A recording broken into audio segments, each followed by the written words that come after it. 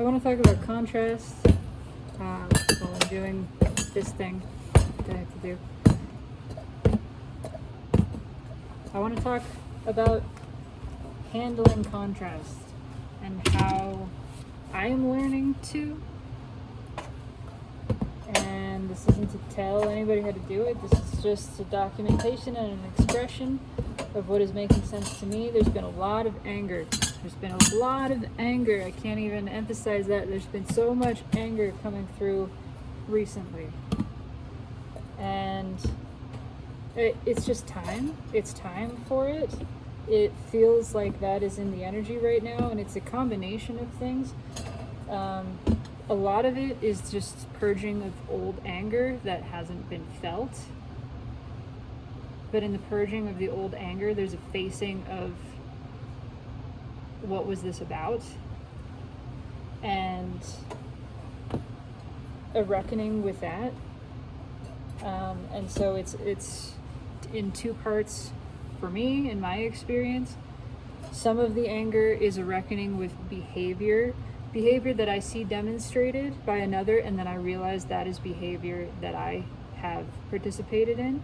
So the anger arises, but I realize that I'm not angry at this person. Something about this behavior is triggering me, and I recognize this is a behavior that I engaged in, and it's angering because it's out of alignment with the truth. It's angering because this behavior is disempowering to self, because this behavior is disrespectful of the sovereignty of self.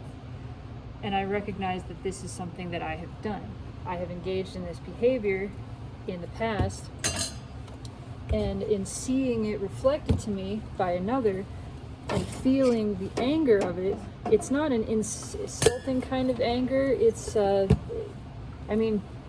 will take it and run with it, but it is just this feels wrong. This feels wrong. This feels icky. And I'm understanding now why. It's because it is disrespectful to the sovereignty of self. In some way, it is controlling. It is seeking something from another instead of realizing what I'm asking for is from me, it's for me to give that to myself. What I am seeking from another is the experience of love, the experience of appreciation, the experience of validation, the experience of security or abundance. That's what I'm seeking from another. That's not my source. It's not correct. It's not appropriate for me to be seeking that outside of myself. I give that to myself. And I'm learning now through the anger that I feel arise when I witness that, oh, it's because I've done that, and because I'm recognizing I'm learning why that behavior is incorrect. Because it's disrespecting my own sovereignty and the truth that I am my own source, and that it is for me to give those things to myself, and it is for another to give those things to themselves. And so that's a part of it, and it's folded into this other thing too.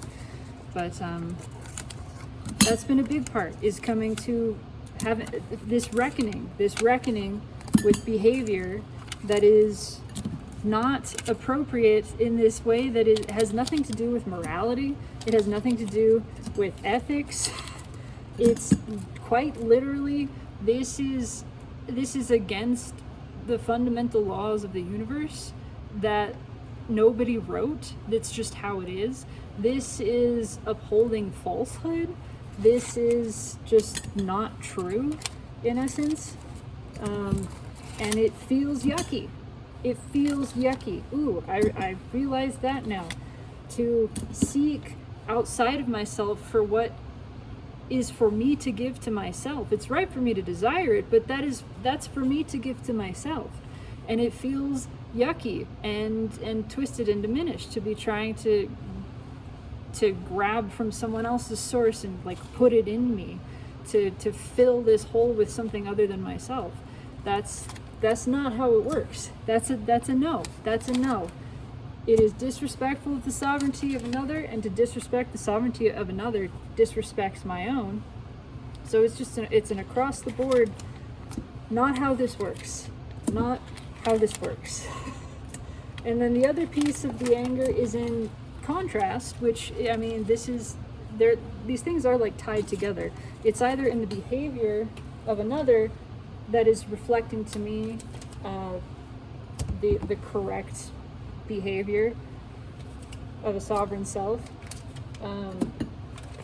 or more situationally, the reality that has manifested around me in this physical realm, to learn how to navigate that contrast in a way that is not rejecting it, because pushing against the contrast does nothing. That's what the mind does. The mind is resistant. We're learning how to engage the realm from the heart, which is the true seat of consciousness, the true seat of awareness, that which we are. And so that means engaging reality in a way that is not resistant. And so facing, yes, contrast, and accepting it as contrast. And what I mean by contrast is that which is not wanted, a situation, an experience that, again, incites anger, but learning to recognize what that actually means is that you're not standing in your truth. It's that there's a truth here. There's a strong desire here to feel this uprising of anger that feels like it's against the situation, against what you're witnessing around you. It's pointing to something. It's time that we learn this. It's time that we learn that is pointing to something. It's pointing to the truth of what is. Your anger at what you see and what your mind is saying is, and it is a real experience. It may be an illusion, but the experience of that illusion is very real. Your anger at it is directly demonstrating the falsehood of it.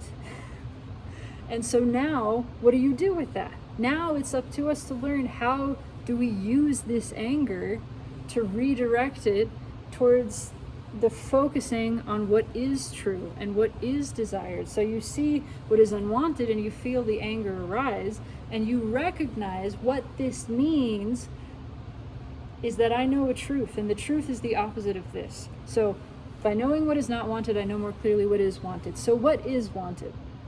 I feel clearly what isn't. What is wanted? I want, and get all the way down to the fundamental feeling level, the experience level. I want to experience, because it's not about the things.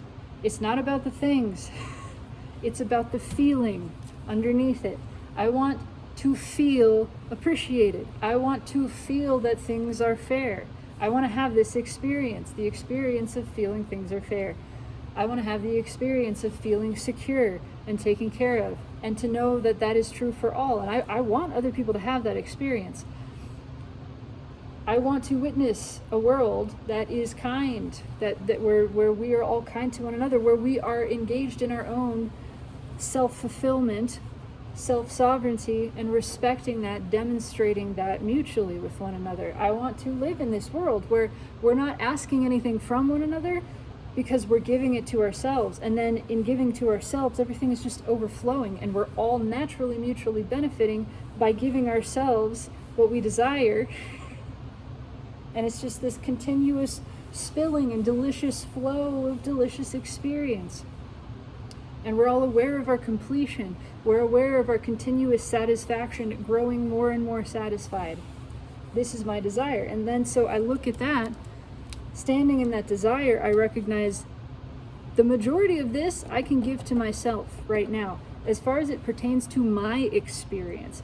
Where other people are involved, wanting for others to know their own worthiness, their own security, that's not under my control. That's what I have to surrender. That's what I have to trust. The parts that are not under my control, I trust. That desire is there because it is the desire of being, and what the being desires already is. It already is. So then I stand in my desire, knowing what is wanted, and I give to myself what I am looking for out there. I recognize this is not for you, world, to fulfill. This is for me. All of the components, all of the emotional components of this, wanting to feel appreciated and secure and loved, All of that I can give to myself right now. That's a non-conditional thing. And then I give that to myself. I permit that within myself. And I trust that, and I trust that feeling. And I know, and this is another part of the trust, I know that that feeling is demonstrating to me the truth of reality, the truth of what is in a deeper, realer way than what my eyes can see. And I trust that truth. I trust what I know by feeling more than what I see. I know that that's the truth of reality. And I know that everything here is slow and just catching up to that. And so it doesn't matter what I see here. This is the truth. What I feel is what I know. What I know is true. And I stand firmly in that place, and I let that anger impassion me in the championing of what I know. I know everything is just. I know everything is fair and beautiful. I know peace. I know joy. I know a joy that is mine and that is for all. And I know that it is not up to me to feel that joy for anybody else. And I know that everyone gets there and they're getting there and it's right and it's good. I know everything is taken care of. I know I am taken care of. I know it right now, and I choose to trust that, and I will not be talked out of my knowing of that. That's where the anger gets fueled, gets funneled into this righteous, knowing, championing of self. Do you feel that? That's the purpose of this anger. It shows us what's true. What's true is what's wanted. They're the same thing. And then it helps us, it empowers us to stand in that place of knowing our truth zealously. Like, this is zeal, right? But I'm not trying to convert anyone. I'm just knowing what I fucking know so certainly, so passionately that maybe other people start to get a whiff of their own knowledge. But that's not important to me. That's just because I'm burning so brightly that other things start to catch fire. That tends to happen. But I'm burning brightly for my own burning, for the own feeling of this passionate energy moving through me, and how delicious that is, how exquisite, how exciting, head to toe, vibrationally, knowing my truth, knowing myself. That's what this is. That's what anger is meant to do for us. That is the beauty of anger. And of course, anger is itself. Anger isn't here to serve anybody. Anger belongs to itself and it's for itself. But what a beautiful thing. What a magnificent way to celebrate anger by directing that intense energy, that of energy, into the self and into the knowing of what is desired as true, into the knowing of my truth. And that too is the benefit of resistance. Again, it's natural. The benefit of all things is natural. We benefit by everything being what it is. It doesn't try to serve. It just is beneficial because everything that exists is mutually beneficial by being itself. This is the benefit of resistance. It allows this pressure to build up in such a way that we can then feel this supercharging of energy and send it off like a fucking rocket. This is creating, experiencing with passion. This is what we get to do. We get to do this. We get to do this on purpose with more and more intensity, increased intensity, because as awareness is increasing, the intensity of experience is increasing. Now is the time for us to understand this, for us to take the reins of this, because it's getting more intense. It's only going to get more intense. And it's teaching us to take the reins, because now you can enjoy this ride. You can enjoy the movement of energy sparkling through you in a way more powerful than you've ever experienced. If you're not there, it's going to feel terrifying and overwhelming. And that's okay too. That's okay too. We're all getting there. We all get there. It's okay, no matter what. And you can always just return to the trust of this moment. You don't have to take it all the way one direction or another. Go as far as you can. And when you start to feel things derailing, let go and say, okay, I'm done. I'm done here. This is done. I know it is, and I trust it. I'm returning to trust. That's what I'm returning to. If I still feel anger, then I'm just going to choose to lean into the experience of anger, and I'm going to do it on purpose. I'm going to do it consciously. I'm going to do it in a way that is not directed at anyone, and I'm going to trust. Just trust. Just trust yourself. Trust the moment. That's it. You don't have to do anything else. But it is exciting, and it can be done to funnel anger into this impassioned declaration of truth. That's what it is.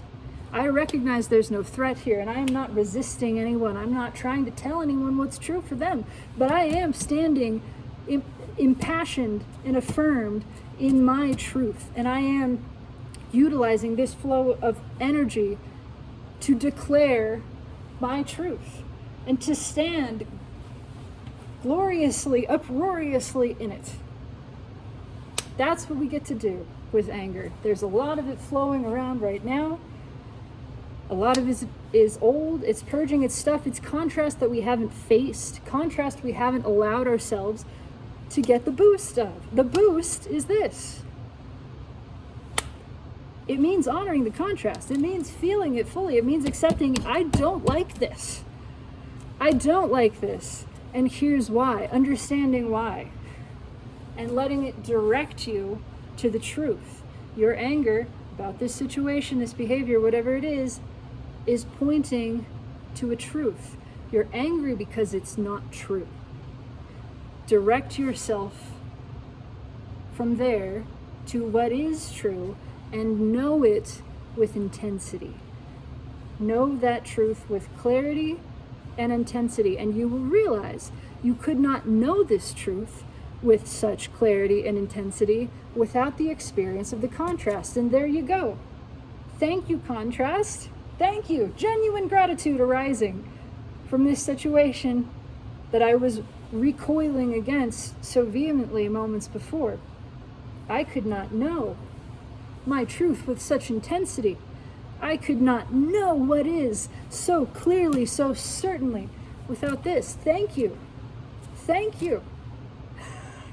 Thank you. I get to have this experience, this incredible, enlivening experience of energy moving through me like never before. And I get to know more certainly than I ever have what is true, the certainty of what is desired. What is desired is. I know it, I feel it, I trust it, and then I let it go. Then I let it go. I do this for as long as it feels good, and then done. We're done. That means no more thinking about this. We're done. We're returning to being. We're returning to trusting this moment. What is the next thing in this moment? What else is there now? What else is coming down the pipeline in this moment for me to experience? Perhaps it is silence.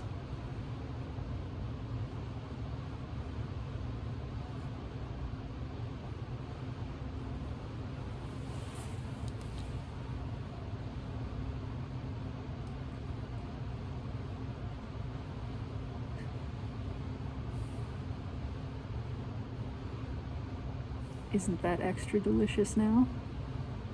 Because of the contrast of what just was to this? Can you hear the silence more clearly? Are you more aware of the space now?